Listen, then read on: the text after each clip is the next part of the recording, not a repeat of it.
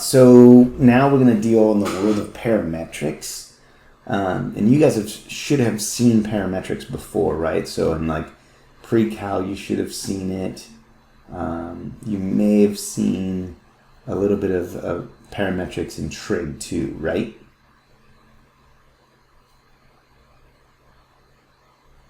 I think so.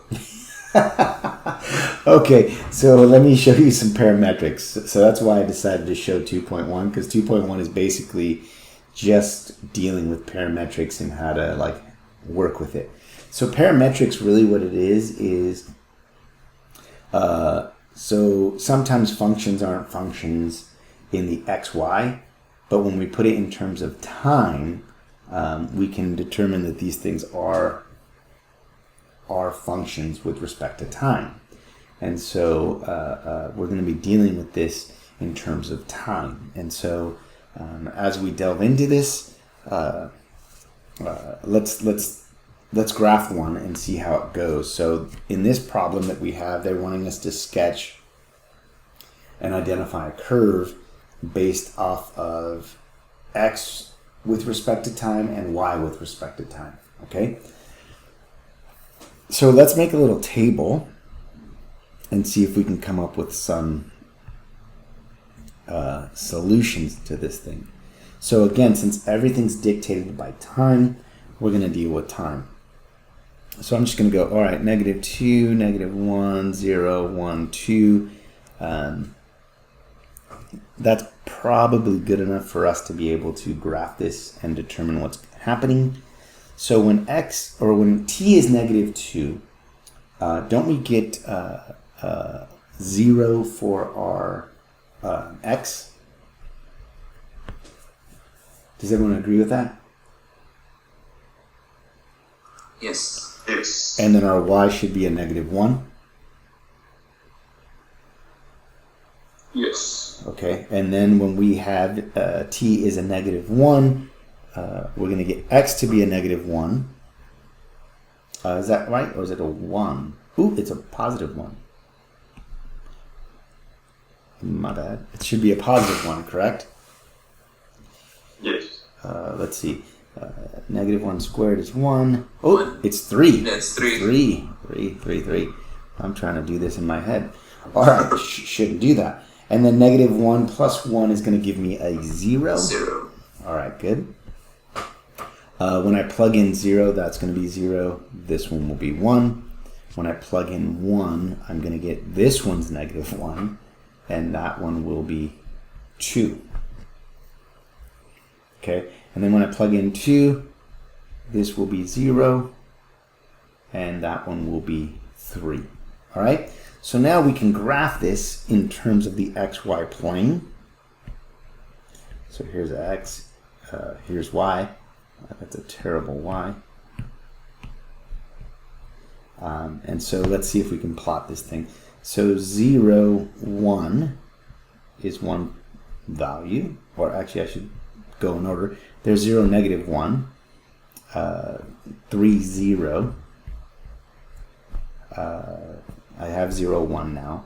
-1, 2. And 2, 3. Right? 2, 3. So we can kind of see this looks like it is a parabola, correct?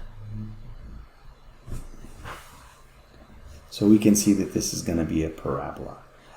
Just to confirm it, let's see if I can find, let's just try one more t. Let's try 3. So that's 9 minus 6 is 3. And that's going to give me 4. So 3, 4 would have been up here. And, well, my graph kind of sucks, but okay. You see it's parabolic, correct? And this is the process that you'll do with these types of problems and graphing them. It's not very difficult. It's just a matter of, all right, let's plot points. Professor, I may be missing this, but where does the point 2, 3 come from? Oh, I don't know. I made it up. Yeah, I made it up. Let's see, what are the points that I had? Let me make sure I graph this right. 0, 1. 0, negative 1 is...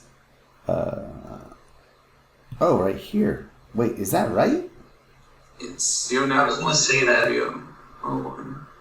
Let me see, is that point correct? If I go negative 2 for t, I'm going to get 4... Oh, I think this is wrong. Sorry. Let's see. What is negative 2 plugged in? Negative 2 squared minus 2 times a negative 2 should be 4 plus 4, which is 8. It's okay, it's early. Wait, is that right? Am I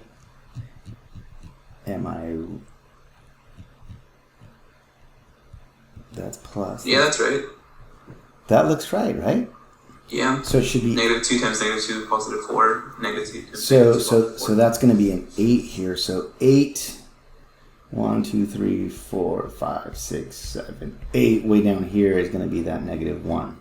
It still seems to be falling under the same position. So okay, let's place some more points. Make sure that we are graphing this thing correctly. You didn't plot 0, 3 either. All right, here. Let me plot all the points before I start graphing stuff and go crazy on you guys. Thank you for pointing that out. All right, so negative 8, 1, that's here. 3, 0 is here. 0, 1 is here. Negative 1, 2 is here. 0, 3 is right here.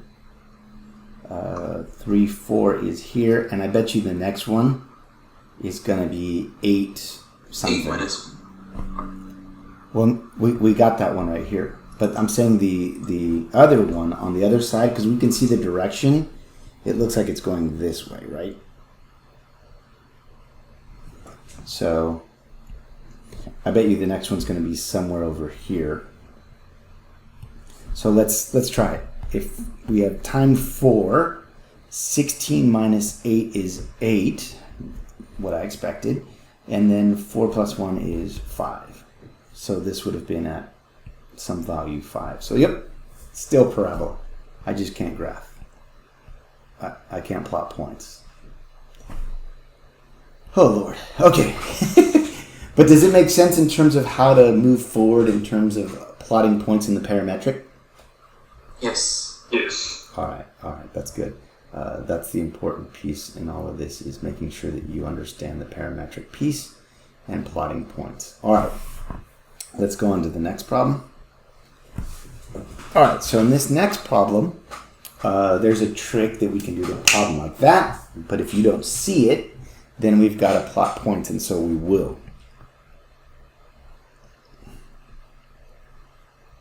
And hopefully this one I can be smoother about. My bad. All right, so I'm just going to pick values that I know for t, since they have to be angles. My t is going to be time in terms of values of angles that I know.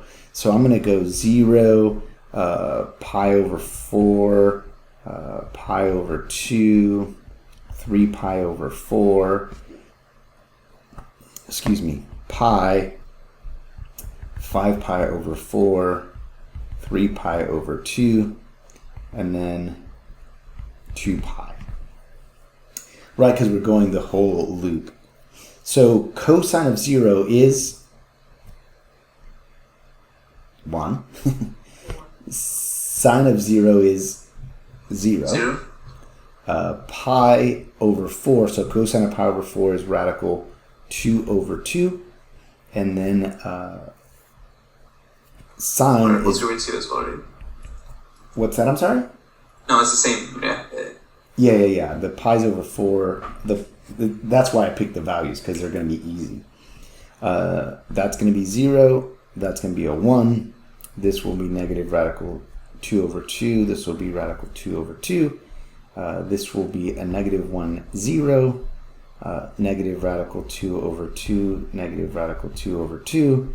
0, negative 1. And then, oops, that should be 1, 0. Oh, I left 1 out. 7 pi over 4. and that's going to be radical 2 over 2 negative radical 2 over 2, and then 2 pi will give me 1, 0. So what does it look like happening here? So we have the value 1, radical 2 over 2, 1, radical 2 over 2, 1, and we can see that this is going in this direction, right? And it forms a circle. Circle. But something cool that we can do too is we know that x is cosine and sine, and y is sine. So if I go x squared plus y squared, isn't that equal to cosine squared t plus sine squared t? But what is cosine squared plus sine squared? 1. So we see from our non-parametrics that this is a circle with a radius of 1. But if you don't see that, you can always plot points and go from there. Okay? And really what's going to probably happen to most of you, if I'm very frank and honest, you're going to be plotting points. Because you're developing your experience to this, right? So the little T-table charts and going from there, it's going to be so much fun. Okay, so let's go to the next one. So it says sketch the curve with the parametric equations. X is equal to sine of t and y is equal to sine squared t. So let's do it with the parametric chart. With our t, x, and y. Oops, already messing up. T, x, and y. And so what we're going to see is, again, we're going to use our t to be in terms of angles. And so, again, I'm going to use my wonderful friends that I know. And one of the things that you should all be asking is, why am I only going up to 2 pi? Do you guys know why? It's full circle. Well, it has to do with the period of sine. So this period of sine we know ends up being from 0 to 2 pi. That will give us all the values for it, and that's why. So that matters. Okay, so we're going to calculate all of these values. So when our t is 0, sine of 0 is what?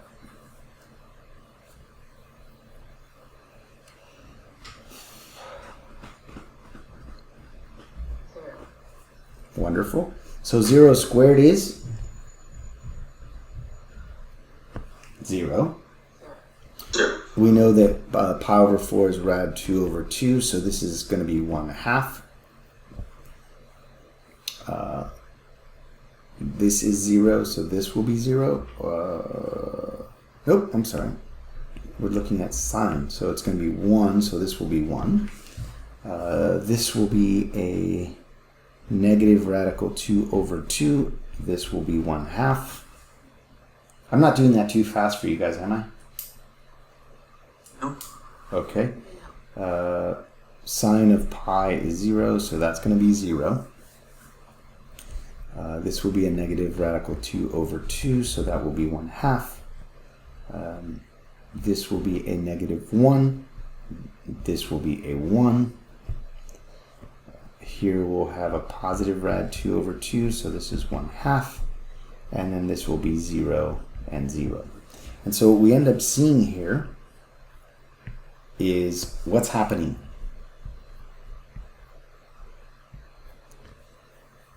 If we start at 0, 0, right, then we're going to go radical 2 over 2 and 1/2, right? So that's going to be something like right here.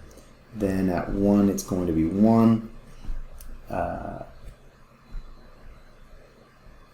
then our next value that we get from 3 pi over 4 is going to be a negative radical 2 over 2 1/2. Then pi will be 0. Then radical 2 over 2 is a half. Then negative 1 1. And then back to here. Then 0 0. And what we end up seeing that's happening is this value is fixated here, oscillating back and forth. So it'll be going in this direction sometimes, and then back, and then this way, and then back. But it's always going to sit in that that little curve there. What does that little curve look like from negative 1 to 1?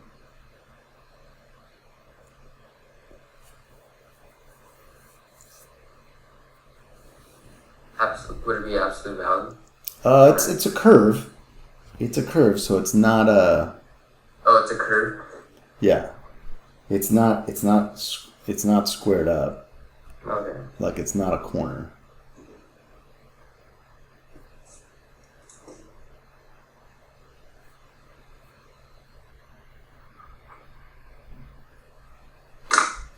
Okay. One of the ways we could look at this too is if we were to look at the equation, y is equal to sine squared, but isn't sine x? So wouldn't that be y is equal to x squared? So this is a parabola, but the restriction here is it's from negative 1 to 1.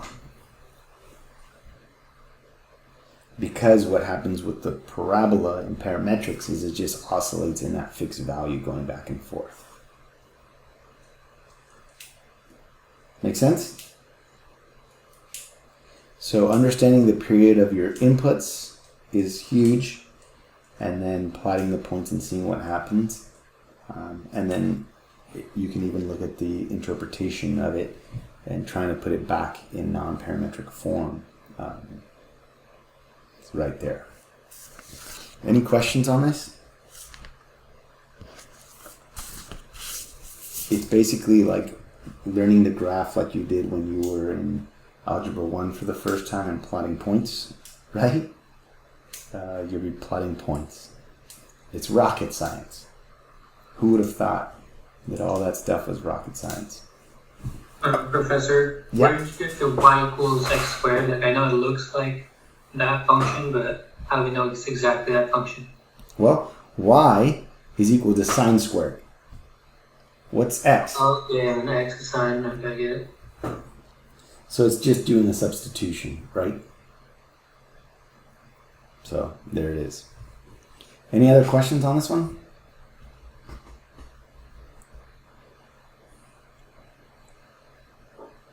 No? See how easy chapter 10 is? This is your opportunity to get your grade to go up. All right, let's go to 10.2. All right, now we're going to look at derivatives of parametrics, and isn't it interesting how derivatives of parametrics work? dy dx now is the parametric derivative with y with respect to time over the derivative of x with respect to time. That totally makes sense.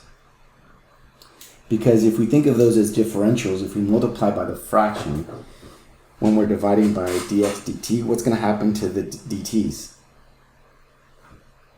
They cancel. They cancel, and so I get dy dx. Do you guys see that algebra? All right. So we're going to play with some problems, try to get you guys to understand what the heck is going on. And then you get to be tortured and try to do it on your own. All right. So I'm going to do 5 examples. I think it's 5. 1, 2, 3, 4, 5. 5 examples. Kind of dealing with everything that we've learned. So we'll do some stuff with surface area, with arc length, with what else is that? Surface area, arc length, and area under a curve. So all of that's going to come into play in this little section here. But you'll find that it really isn't too bad. All right, so this first question says, show that C has 2 points, 2-point tangents at the point 3, 0, and find their equations. That's not going to be too bad. So what we're told is we have a curve C is defined by the parametric equation x is equal to t squared and y is equal to t cubed minus 3t. So in order to be able to find the tangents, what do we need to do? That's number one. What is that asking us to do?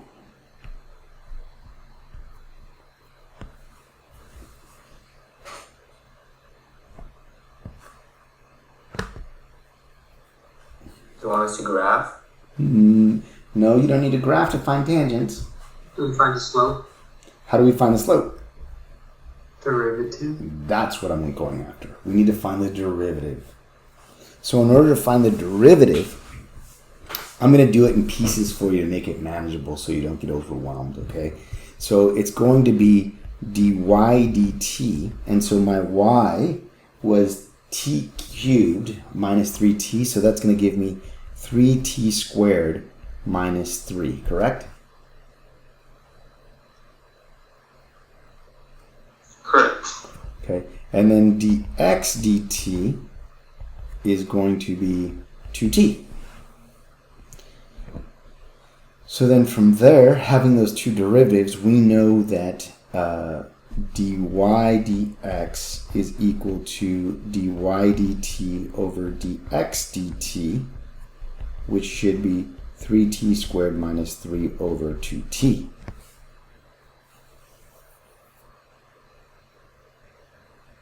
Right?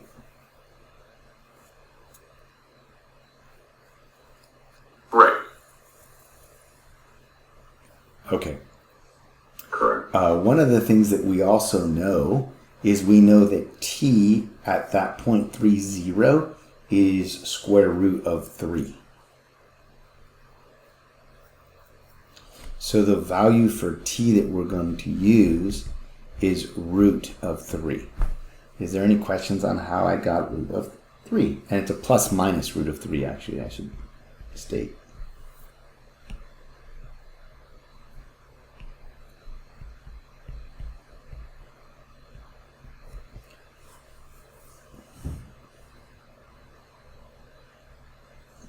Can you repeat how you got it again? I was waiting for someone to do that. I skipped a step on purpose to make sure that you would ask a question. So thank you, Brian. So from here, oops, went crazy there for a second. From here, I know x is equal to what at the point that they're asking for? What is x equal to? T squared. No, I'm talking about x. What is x equal to? Not the equation, the point. 3. It's 3. So we see that right here in the equation. It's asking us at some point 3, 0. We know what x is, and so I'm going to go 3 is equal to t squared. So t is equal to plus or minus the root of 3. And since our derivative is everything's in respect of t, I needed to figure out what t was. So when I plug in those values, I'm going to get my dy dx to be a value of plus or minus root of 3.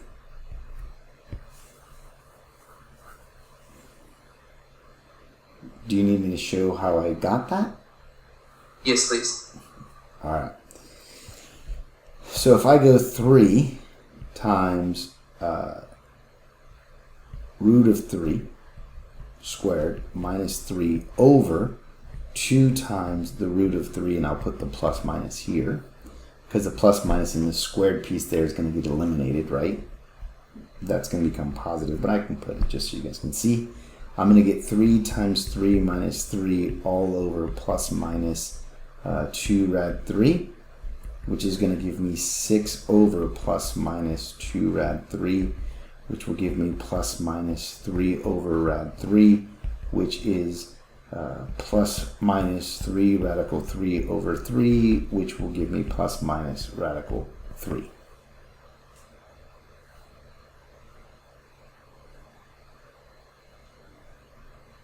Cool? Yes, makes sense. All right, can I erase that? I'm going to need the space. Yeah. All right.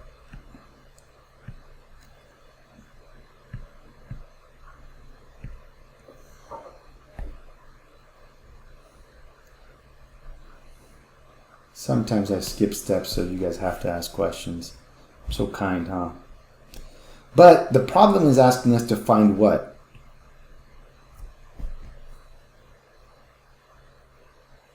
See?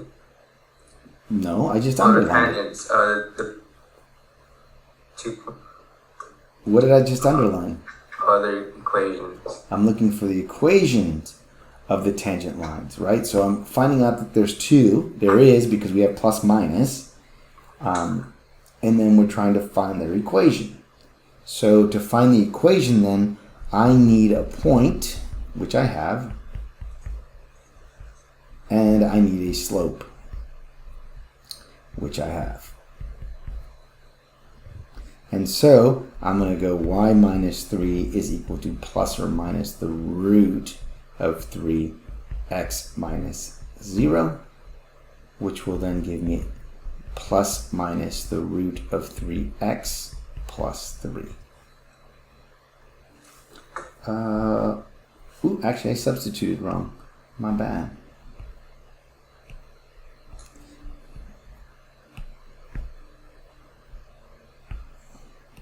Good thing I caught that. And I'm not going to clean it up too much. Is there a reason why you flipped your x and y? I didn't. I fixed it. Oh. This is the On the thing. point. Yeah, I messed that. up here. Yeah. That's what I'm talking about. And so this is our equation. We can see there's 2 equations for the tangent line. One in the positive and one in the negative. But you can see that their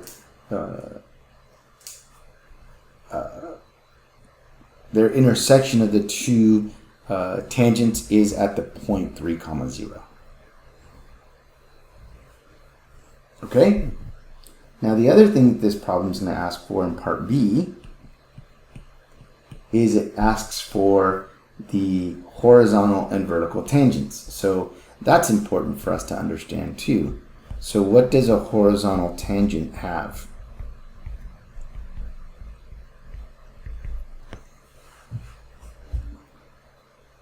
It's a Calc 1 question.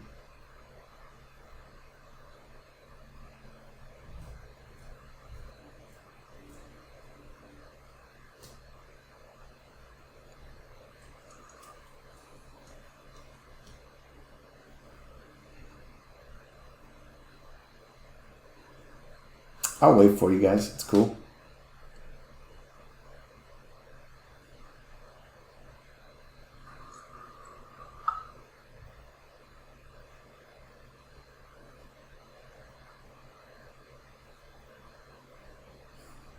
Nobody? What's a horizontal tangent?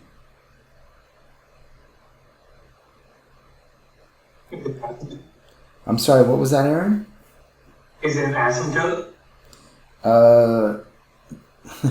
Well, if you're talking about end behavior, you could talk about it like that. But what does a horizontal tangent mean to us in terms of graphs? What does it look like? Is it 0? The derivative will be 0. The slope is 0, and since the slope is 0, the derivative is 0.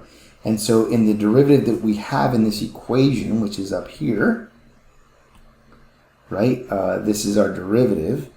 This top piece, the numerator, is what's going to allow us to get 0. Well, we know that the top piece is just dy dt. So when we go after the horizontal tangent, we're going to look at dy dt and set it equal to 0. That's important for you to understand. So when dy dt is equal to 0, we know that dy dt was 3t squared minus 3, right? Setting that equal to 0, we can factor out a 3. And so we see that it's going to be 3t minus 1, t plus 1 is equal to 0. And so we see that t has to be 1 or t has to be negative 1. That is where we're going to have horizontal tangents. Does that make sense? Yes. Okay.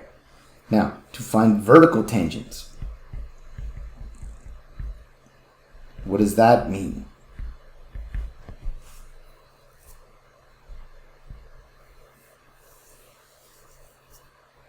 I think that's an inflection point, right? It's like where it... No, it's not an inflection point. What do we need? dx dt? We're going to need dx dt in this case to be 0. Because in order to have a vertical asymptote, we must have undefined slope. Correct? Correct. So then dx dt has to be set equal to 0. This is stuff from like algebra 1. We got to get this quick, guys. Talking about vertical tangents and horizontal tangents, this is stuff we've talked about. If you can't spit this out, you've got to put some time in studying. I'm just trying to be as honest and frank as I can with you, because if this is going to take your time up, when we get to the nitty-gritty of these problems, it's going to be time consuming. Okay? So make sure that you jot this down and remember it. It's important. So in this case, my dx dt was, I believe it was 2t, right? So then t is equal to 0. Let me see, am I right? Yeah, 2t. So t is equal to 0. So we know from here then, if t is equal to 0, that the vertical tangent, what did they say in the question? They want to find the points where we have this. So the point, so if t is 0, my point is going to be 0, 0. So we're going to have a vertical at 0, 0. And then for the horizontals, we're going to have it at, what was it, plus and minus 1.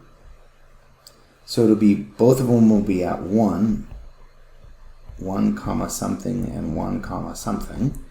And then let's see if we can plug in the values. So for 1, I'm going to get 1 cubed minus 3. So 1 minus 3 is a negative 2. That's when the positive. Right, that's a negative 2. And then, negative 1. When we plug in negative 1, I got negative 1. Positive 2. Positive 2. So that's a positive 2. And those are my points. Professor, why do I have 2 positive 1s for the points? For the x value? So when I look... Oh, because it's squared. Sorry, I think. Yeah, it's because of the square value there. So they become positives. Yeah. Hey, don't worry about it. That's cool. Ask the question, man. It's clear to you now, right? Yeah, just catching up. No, totally. So don't worry about it. Ask the question. Better to get it clear right now than to be stuck on this stuff and not understand it when you're on your homework, or worse yet, on an exam. So ask the question. Like I harp on you guys about knowing horizontal and vertical tangents and what they definitionally mean, but it's get it now. Let me get on you about knowing it now, as opposed to on an exam you don't know what it means. And obviously, if I'm going to kind of get on you a little bit about it, it means it's kind of important, right?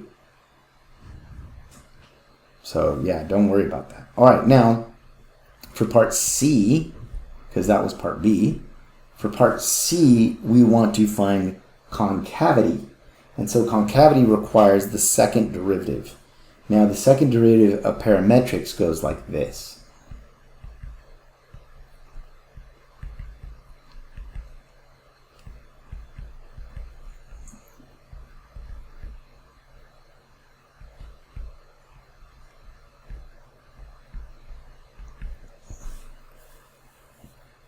And you can see that that's going to give us the dy squared over dx squared there. That's the definition, but this is something that you should know. Write it down, understand it, fall in love with it. Notice that it's dy dx inside. So the dy dx is really going to be saying this piece is derived up top. You see that? Yes. So we're going to get the second derivative is going to be 3 halves 1 plus 1 over t squared over 2t.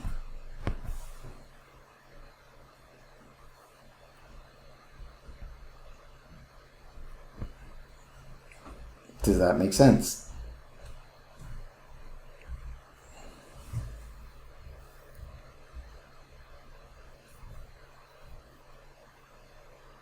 Yes. Okay. I skipped a step, but I want to make sure you guys get it. So, okay, so then cleaning that up, that's going to give me 3t squared plus 1 over 4t cubed. Agreed?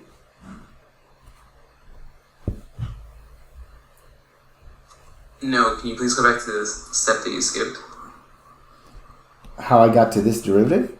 Yes, please. Okay, so take the derivative of this. What are you going to get? Derivative of that, you get 90 cubed. Wait, derivative of 90 derivative. I'll write down what you tell me. 6t over 2, right? 6t. No.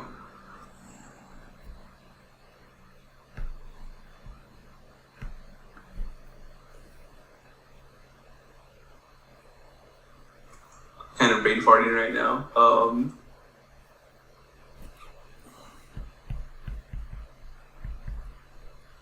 Oops.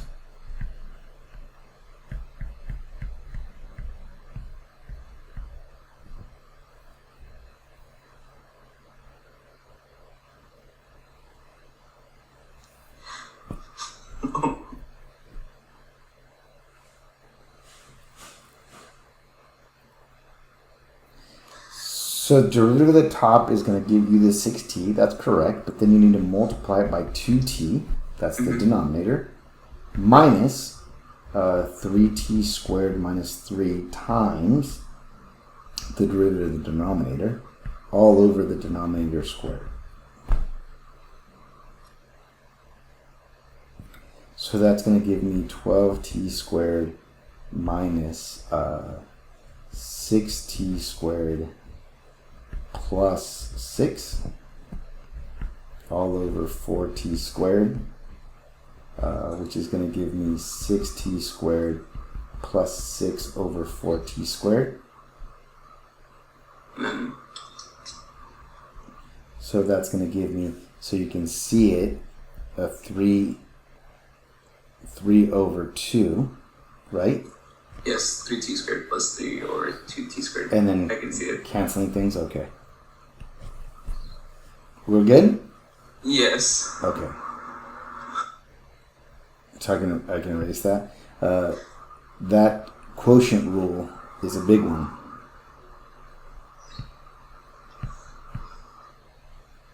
Okay.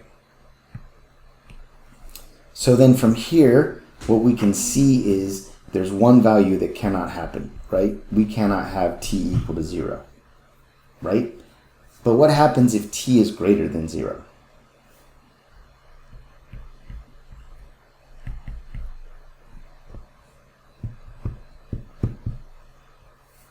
So try 1. What would happen to the fractional value if t is greater than 1? Or t is 1? Is it going to be a positive or a negative? Positive.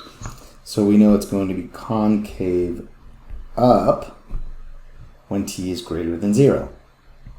If t is less than 0, what are we going to get? A positive or negative value? Negative. So this will be concave down, and this is because second derivative gives us concavity.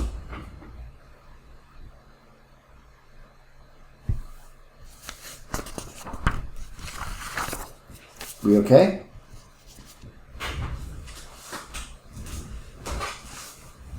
Yes.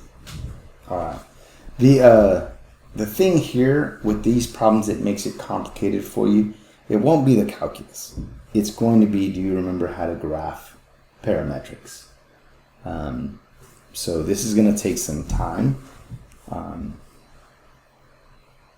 So put in the time. Okay, let's go to the next example. So in the next example, it says, find the tangent to the siloid with these two equations at the point where theta is pi over 3. So if we're trying to find the tangent, what are we trying to do?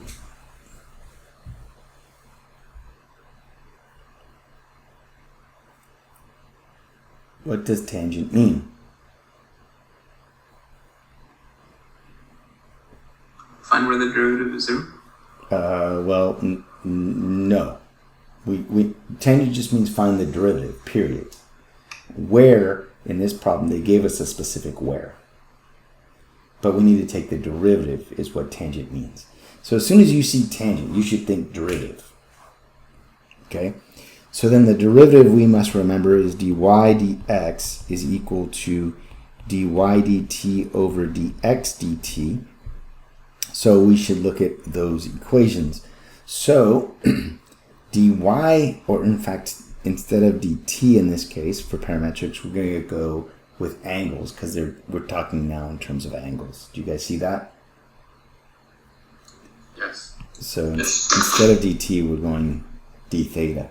Okay, so then from here then, when we take the derivative, I'm going to get, for dy dt, I'm going to get r sine theta for the dy dt, and then for the dx d theta, oh, I keep saying t, sorry, d theta, I'm going to get r 1 minus cosine theta.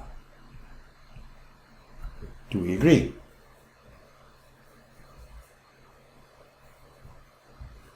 Yes. That can be simplified just a little bit, correct?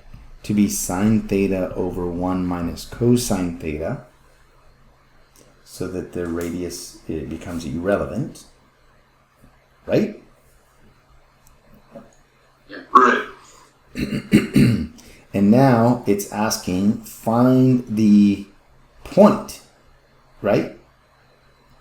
Right? So find the tangent at a specific point. And the specific point that we're given is theta is pi over 3.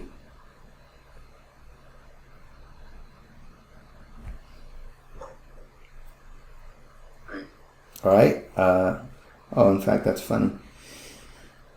I didn't have to find the derivative just yet, but whatever, I'll do it. So if we plug it in, what are we going to get? Don't we get sine of pi over 3 over 1 minus cosine pi over 3. Sine of pi over 3, I believe, is radical 3 over 2. Right? 1, 2, 3, yep. And then the other is going to be 1 minus 1 half. So that's going to give me rad 3 as my slope. Okay? And then they want find the tangent and at the point. So we have it, right? We found the slope to be radical 3. Okay? If we wanted to find the, let's see, what are we looking for? Find the tangent. It's not asking for an equation, so I don't need to get the points. For part B then, it says at what points is the tangent horizontal and when is it vertical? So to be able to find that, we should kind of graph this thing so you guys can kind of get an idea of what it looks like. So parametrics, again, you're going to be plotting points.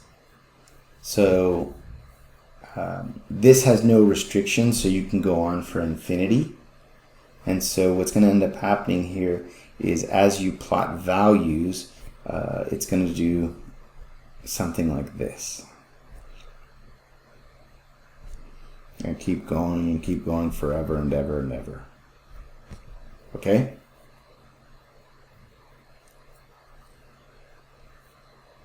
And that's just t, x, and y and plotting those points. I have it, so I'm drawing it to save us time.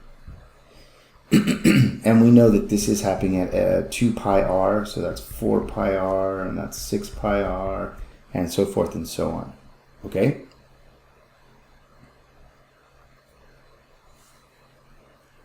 If you wanted to be able to graph it with your y is equal to x type of equation, you could.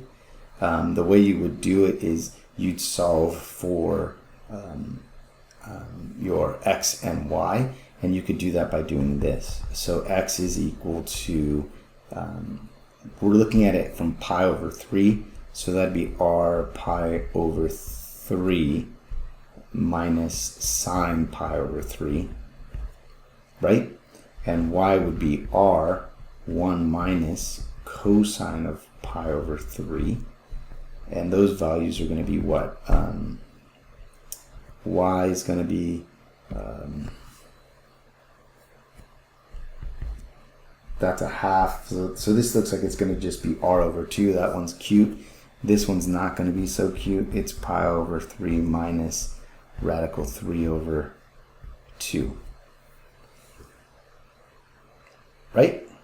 And then if you wanted the equation, we know the slope, because we found the derivative. You would have gone point slope, so y minus r over 2 is equal to radical 3 times x minus r pi over 3 minus rad 3 over 2 in parentheses closed. Do you guys see that this is in point slope form? Right? Yes. Yes. Okay, so that would have given you the ability to be able to plot these points if you wanted to do it that way. But I just used parametrics, and you see that it keeps bouncing and bouncing and bouncing. So you can see, we can tell right off the bat where we're going to have horizontals and verticals, or what look to be verticals. Our horizontals are going to occur up here, right? And since there's symmetry, this is going to be at pi r, 3 pi r, 5 pi r, and so forth and so on, right? So when I go to show that to you, and even the verticals, they look like they're happening right here, correct? So I'll show that. So horizontal, what do we know about horizontal? What gets set to 0? The derivative. Of? A specific derivative, correct? Right. The slope. The dy over d theta. Yeah, it's dy d theta that we care about. So that's what we're going to set equal to 0. So we know that dy d theta was sine, correct? So sine theta equal to 0. So we know theta is going to be sine inverse of 0. When does that occur?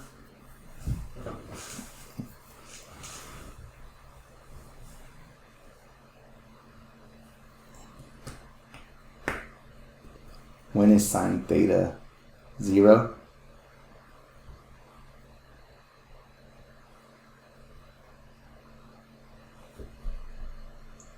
Is it 0?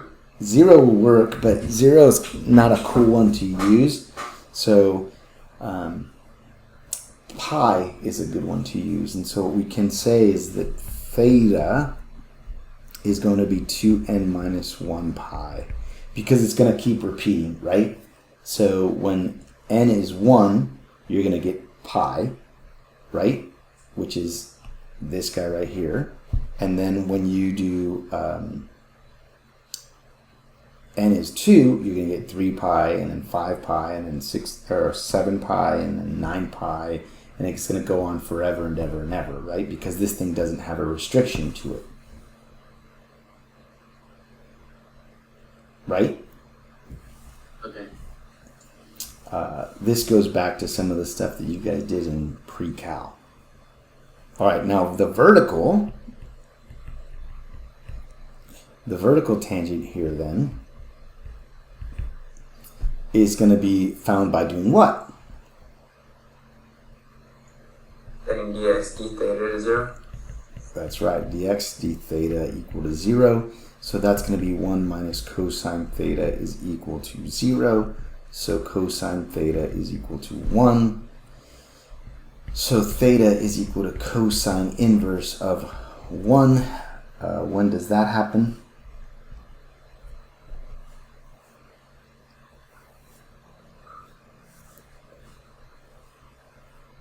Isn't it every 2 thetas?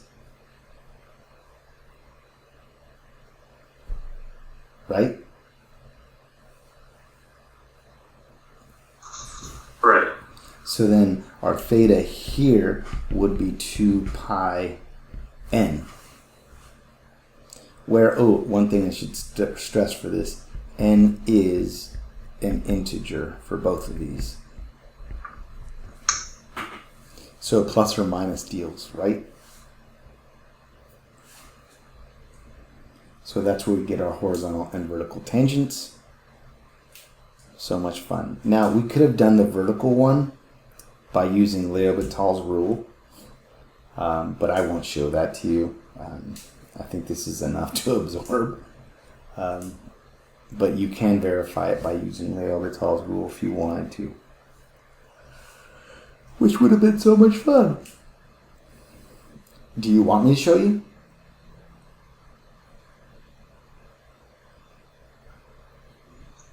Yeah. Okay. So in order to do that, it would have been the limit as my theta goes to 2n pi positive, right? Because that's the theta that we're going to is every 2n pi. And that's going to be dy over dx. So we know that that's going to be theta as it goes to 2 pi n from the positive of sine of theta over 1 minus cosine of theta.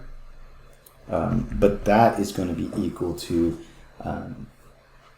what's sine going to as it approaches pi? Isn't that approaching 0? As it approaches 2 pi, Yes. right? And what is cosine approaching as it gets to 2 pi? Isn't that approaching 1? Yes. So we get 0 over 0, and that is a L'Hopital qualifier. So we're going to get the limit as theta goes to 2 pi n positive of cosine theta over sine theta. Correct? What do we know about cosine as we get to 2 pi?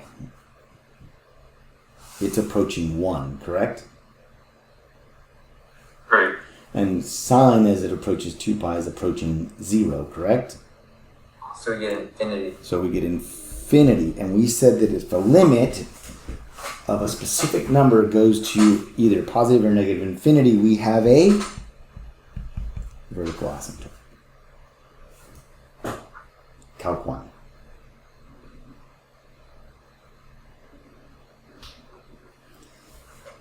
You totally remember that, right? Total. So that's the verification if you wanted to check the vertical tangent that way. The ends here, just so you guys know, when you're putting them in, if you graph it, you see that it's repeating, you should be able to do it from there. Okay? And this here, just so you guys know why I did 2n minus 1. It's too bad that you guys don't take a really cool class before you take this one. There's a class, upper level math class called number theory, that tells us that 2n minus 1 is an odd number. And so we see that these are all odd values of the pi. Do you guys see that? That's 1, 3, 5, 7, 9. They're going to end up being odds. And so that is the definition for odd. And guess what 2n is the definition of? Even. There it is. Because I'm sure some of you were looking at me like, how do you get that 2n minus 1 and that 2n? It comes from odd and even. Yeah, I was wondering that. Yeah. So that's what it is. Those are the definitions for odd and even.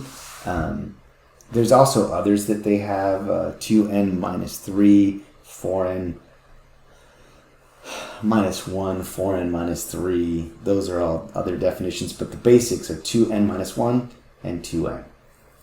What did you say that class is called? Number theory? Yeah. What is it? It's a class about numbers and their theory. Okay.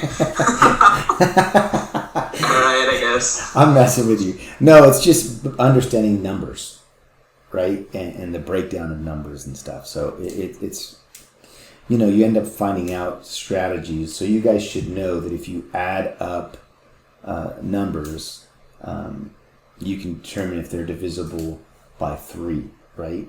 And then if you have alternating numbers where you alternate signs and add them up, if it's 0 or a product of 11, it's divisible by 11. There's different tricks like that you end up finding out. But when you get there, why I know that, I don't know. Okay. So the next example that I'm going to do is actually trying to find the area under a curve. And so the area under the curve is found by going y. It's the integral from a to b of y dx. And that's equivalent to if we have angles from alpha to beta of gt times f prime t dt. I'll show this to you guys just so you guys can kind of see it. It's really not too bad. So in this example that we're doing here, we are going to find the area under one arch. And this is the problem that we just did, right? So under one arch. So the easiest arch that I'm going to do is going to be the first arch. And it goes from 0 to 2 pi, correct? Correct. It's the exact same equation of the previous example. I'm just now finding the area under the curve.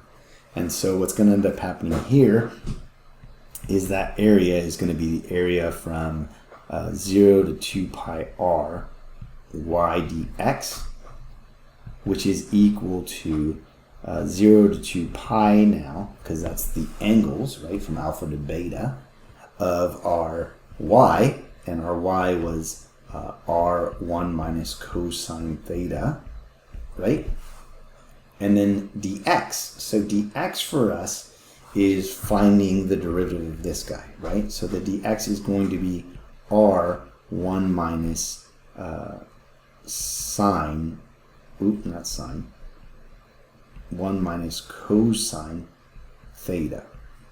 And that's dx d theta, right? So that's going to give us r 1 minus cosine theta and then d theta.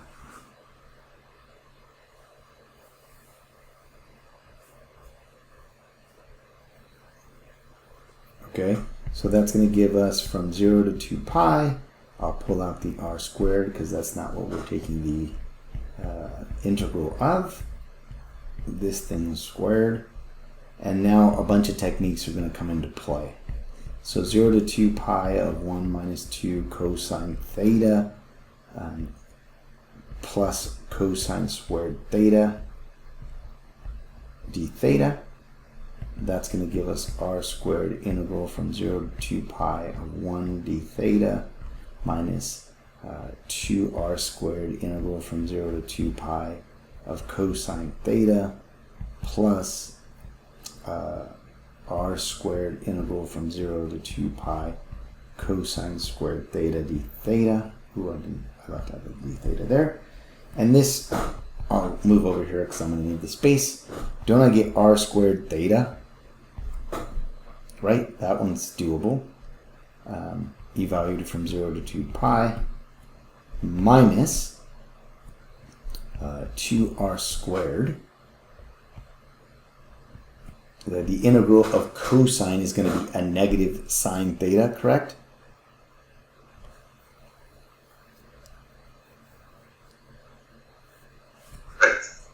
Oh, I'm sorry, it's going to be positive sine theta. My bad, I was like derivative, and that's going to go from 0 to 2 pi. And then this last one. Wait, I got negative sign. Why is it positive? The derivative of cosine is negative. The integral of cosine is positive sine theta.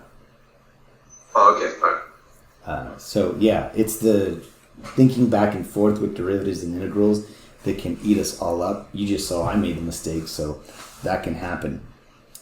This last one though, how do I do that integral?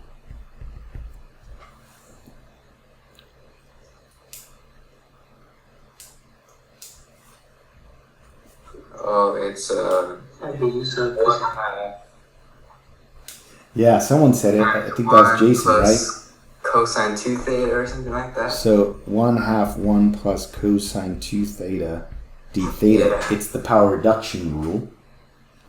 If you don't remember the power reduction rule, it'll come back to bite you. And so we're going to get r squared theta evaluated from 2 to pi minus 2r squared sine theta from 0 to 2 pi plus I'm going to get 1/2 r squared theta evaluated from 0 to 2 pi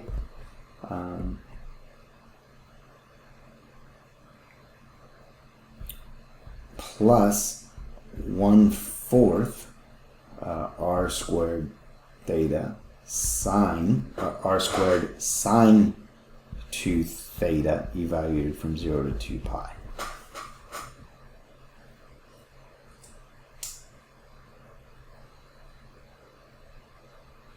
Agreed? Agreed. Okay. This guy right here, when I evaluate it, is going to go to what?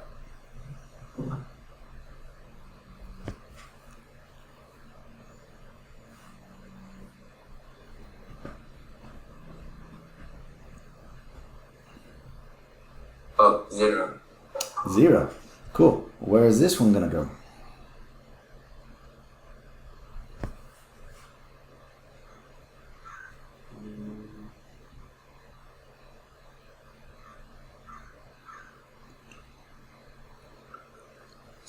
Same, 0. So those are both 0. And so what's going to end up happening, I'm trying to save myself time, the other two are identical, right? So don't I get 3 over 2 r squared theta evaluated from 0 to 2 pi, which will give me 3 over 2 r squared times 2 pi, because the 0 is going to drop out, and I'm going to get 3 r squared pi. And that would be the area under the curve. So what affects the area under the curve? It should make sense. The radius does.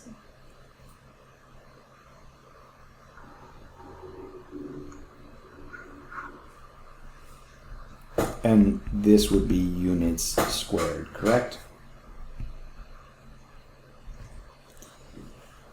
Yeah. So, what do you see is happening with these problems? There's techniques of integration that are coming into play, right? Right. So, chapter 7, while they're not going to be as difficult problems, we're probably not going to see repeaters and things like that. There will be some problems where you need to remember some things, like power reduction is something that's going to be useful for a long, long time. Okay? All right. Hurt my shoulder. All right. Any questions on this problem?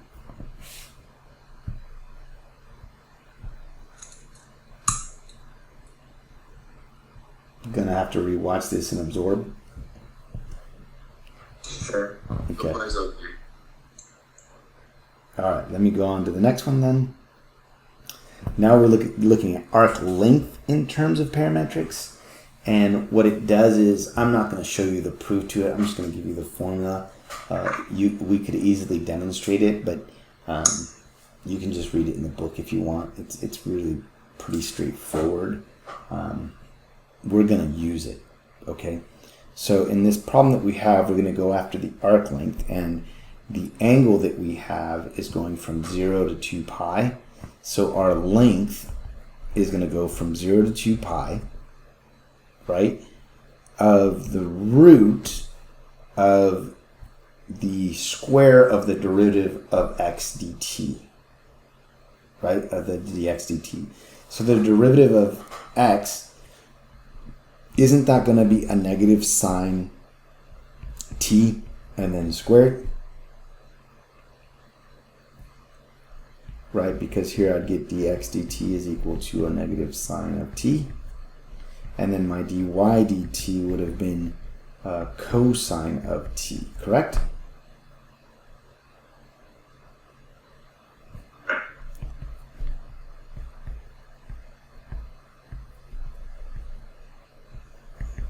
So what that ends up giving me is 0 to 2 pi of root of sine squared t plus cosine squared t dt.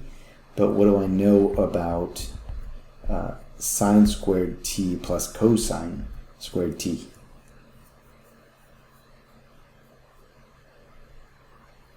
Equals 1. Perfect. If you don't remember that that's equal to 1, this integral becomes quite the headache. Right? Because then you would have been like, okay, I'm going to go 1 minus cosine squared theta, and then do substitutions that way. To try and use the rules, but the rules would have led you to the square root of 1 if you would have seen it right away. And so the integral is going to be from 0 to 2 pi dt, which is going to be t evaluated from 0 to 2 pi, and we see that the area is, the length of the arc is just simply going to be 2 pi.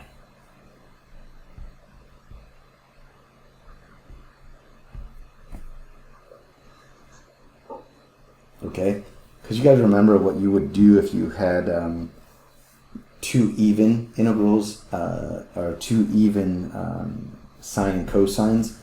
You convert one to the other's identity, and then that would have just led you to 1 minus cosine squared t plus cosine squared t, and that would have led you to 1.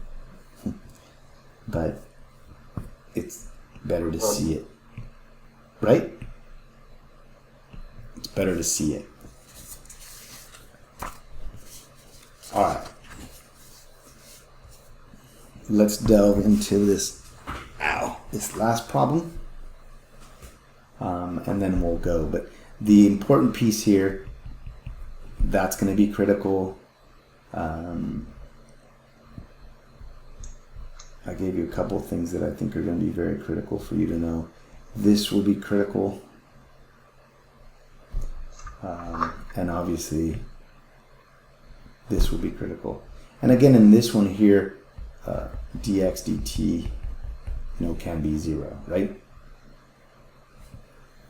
All right, let's do this last one.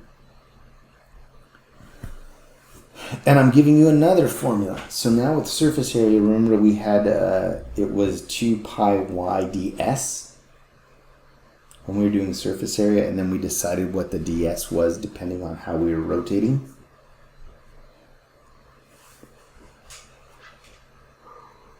Excuse me. My ds in this case is going to be the parametric arc length. Okay? So in this problem that I'm giving you, it says show the surface area of a sphere of radius r is 4 pi r squared. So we don't know, geez, that's terrible. We don't know anything about this thing other than the radius is going to be r. So if that's r, this is our circle, right? But then it's, since it's a sphere, we know it's going to look something like this, right? It's some sphere with a radius of r. Okay? So what we're going to look at is what's the angle that's going to create this circle for us, right? And so the circle that we're going to have is going to go from 0 to pi in terms of x, and then we're going to rotate that around the axis. Does that make sense? So what ends up happening is we're going like this. This is going to be rotated about this.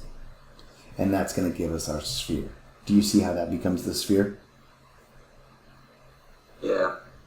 Okay, so then to get our surface area, that's going to then be from 0 to pi, because that's going to generate that sphere, of 2 pi r y, right? And our y in this case, we should be able to find quite easily, because what do we know from parametrics from when we were in our previous math classes? What's x in terms of parametrics?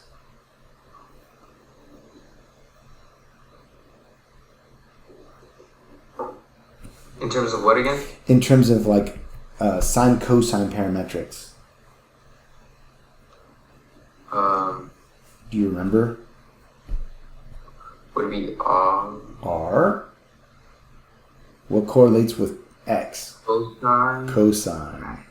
Cosine theta, and then for y, it's r sine theta, right? Those are the ones that correlate to that. So we know then that our problem, our y, is going to be r sine theta, and then our rooted piece is going to be the derivative of those two. So dx dt, won't that be a negative r sine theta, that quantity squared, plus the derivative of y with respect to our theta in this case, or actually we should call them t's since we're doing dt's, just to be consistent. I'll call those t's, t, and t. So this is going to be r cosine of t, correct? Squared dt. Are we in agreement?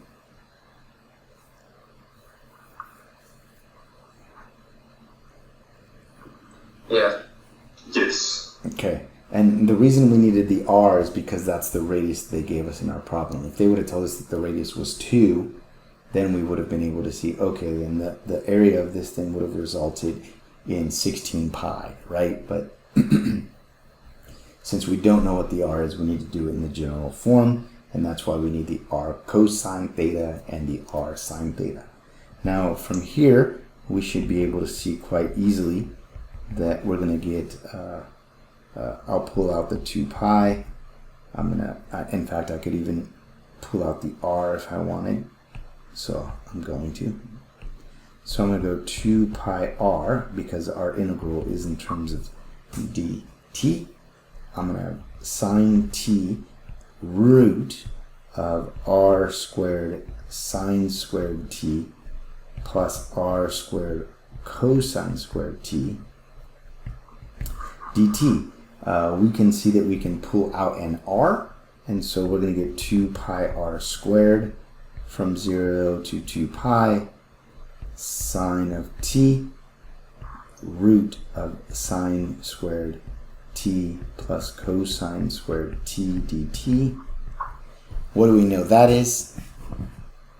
1. That's 1. So we're going to go 2 pi r squared from 0 to 2 pi of sine of t dt. How did your b become 2 pi? Oh, because I'm on crack. My apologies. I'm obsessed with 2 pi. I don't know. Thank you for pointing that out. And then the integral of sine is what?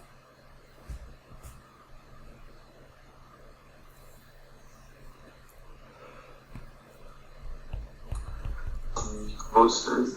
Or negative cosine. Negative cosine of t, thank you. From 0 to pi. So I'll put the negative over here.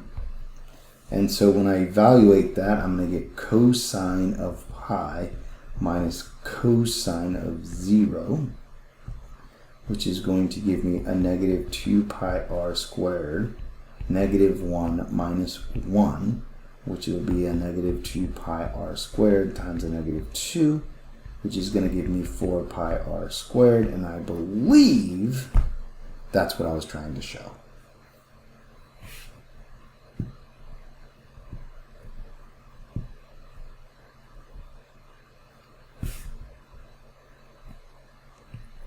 Yep, that's it.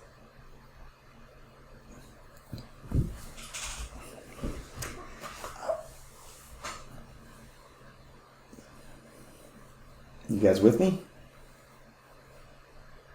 Yeah. Yeah, there's just someone mowing outside the window. Can you put down a little bit more?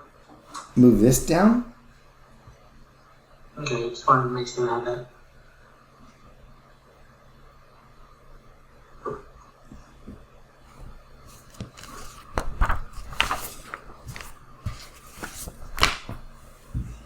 All right. That's it for 10.1 and 10.2. Should I answer some homework questions for you? Could I see the second to last problem real quick? Second to it. So the previous problem. Yes. Okay. That's the whole thing. The equation at the top is what I couldn't write down. Oh, the x is equal to cosine of t and yeah. Gotcha. No, the part that you said it was critical. You should put a star next to it. Oh, this piece. Yeah, because that's not in the notes. Oh, it's not?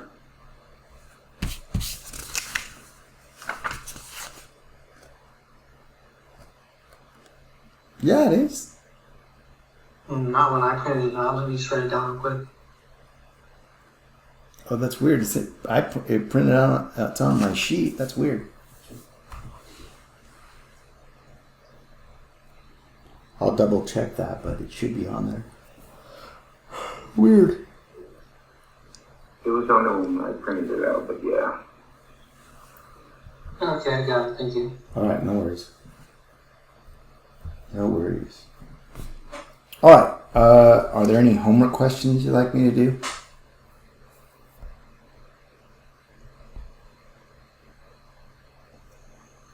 Could you go over 9.1? 9.1? Sure. Let me pop that up. Do you want me to record that, or do you want me to stop recording and just leave it in the notes? Either way. Probably not record just so you can put the thing up faster. Oh, that's actually true. Yeah, let me stop recording. That's a great idea. Hold on.